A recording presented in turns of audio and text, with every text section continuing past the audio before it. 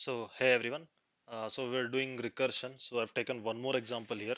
So this is a of n and similar. We have two print statements and there is one recursive call here, right? So let's do this. Let's do this using tree method because just three lines, right? So we can do it using tree method. Let's say n equal to three. Let's do it with n equal to three. So what happens is you call it a of three.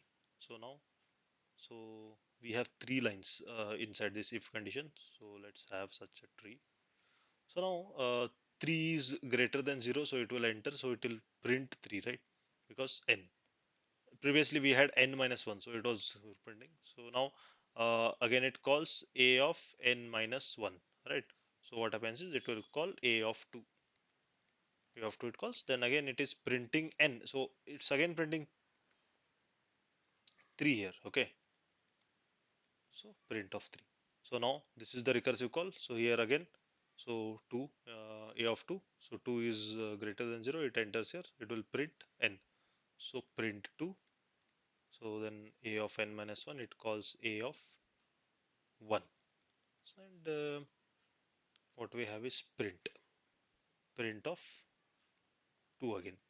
Now this a of 1, what will, now again 1 is greater than 0. So it will go inside. It will print 1. Then this will call a of 0 and it will print again 1. So now we have to traverse this tree, that is top down, left, right. So if you observe what we used to do in stack method, right, now after 2 I'll remember what is the next line, that is this print. I'll remember it and then come back. So this is what we used to do. Now this is, as it's a tree method, we have done it directly. So let's traverse this tree now. So it starts from here, a of 3. So now print 3, we reached here, so we'll print 3 here, okay. So we'll print 3. So let's continue traversing. We'll go like this, we'll go like this, go like this. Then we reach 2 now. So let's print 2.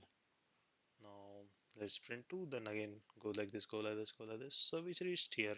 So this a of 1 will be called. So now print 1. So 1 will be printed. So again keep continue tracing like this, like this. A of 0, A of 0. So P of 1 is called. So that is print 1. 1 will be printed.